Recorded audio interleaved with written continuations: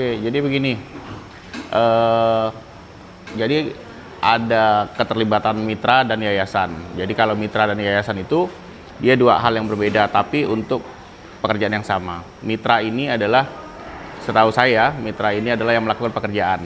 Nah, yayasan ini kemudian yang mengakomodir pekerjaan tersebut. Nah, memang kalau mitra dan yayasan ini seharusnya sama, seharusnya dikelola dengan orang yang sama, dikelola oleh lembaga yang sama, agar tidak terjadi seperti belakangan yang banyak pemberitaan yayasan menilap atau yayasan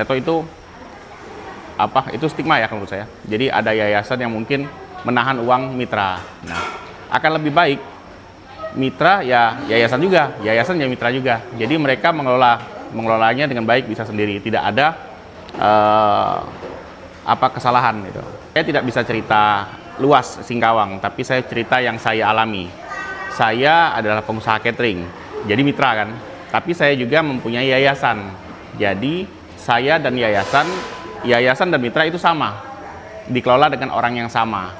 Nah, jadi insya Allah tidak akan pernah ada data yang tidak sinkron. Nah, jadi semuanya bisa kita sinkronkan bersama. Jadi kebutuhan mitra dan yayasan, kepentingan mitra dan yayasan itu sama. Nah, jadi kita kan menjalankan tugas negara.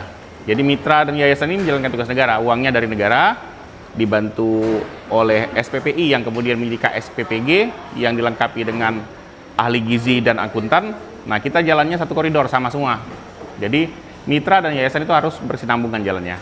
Untuk mitranya namanya CV Elang Karya Abadi.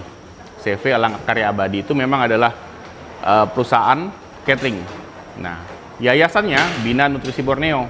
Jadi memang kita di bawah sebuah payung hukum, atau kita kan karena kita pakai PKS ya dan BGN ya, pakai PKS itu perjanjian kerjasama. Nah, jadi kita di bawah Bina Nutrisi Borneo. Nah, di bawah Bina Nutrisi Borneo ini ada beberapa mitra-mitra lagi. Untuk di Singkawang aman, pembayaran kita sudah 3 kali sudah lakukan pembayaran. Alhamdulillah lancar, tidak ada kendala. Jadi koordinasi saya dengan KSPPG itu sangat lancar karena kita ketemu setiap hari. Jadi habis pembelanjaan mereka dengan akuntan, setelah itu setiap 2 minggu sekali mereka bikin proposal dan kami baca sama-sama, kami evaluasi sama-sama. Perencanaannya seperti itu, perencanaannya ya. Dan alhamdulillahnya juga di tempat kita, baik perencanaan dan aplikasinya sama, penerapannya sama. Ya, menurut saya begini, ini pendapat ya, pendapat pribadi.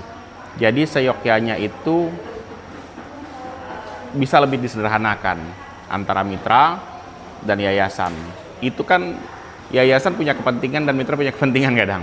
Nah, sebaiknya yayasan dan mitra ini, kalau memang mitra tidak punya yayasan, ya carilah yayasan yang bisa berjalan bersama. Tapi kalau seandainya tidak bisa, buatlah yayasan. Menurut saya seperti itu. Kenapa? Karena kalau yayasan dan mitra itu bisa dikelola dengan orang yang sama, atau dikelola dalam lembaga yang sama, itu akan lebih mudah. Semuanya bisa sinkron.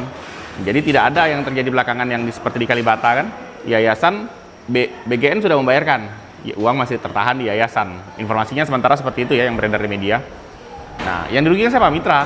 Kan kasihan mitra. Jujur kalau mitra sendiri dia tidak akan pernah tahu kapan uang itu dikeluarkan. Karena yang bertanda tangan itu di VA adalah yayasan dan KSPPG. Jadi mitra tidak tahu. Nah, ini yang kemudian berbahaya. Nah, alangkah lebih baiknya kalau mitra itu kemudian juga yayasan. Jadi tidak ada yang jadi tidak ada yang miss gitu. Menurut saya seperti itu, pendapat pribadi saya. Download Tribun X sekarang. Menghadirkan lokal menjadi Indonesia.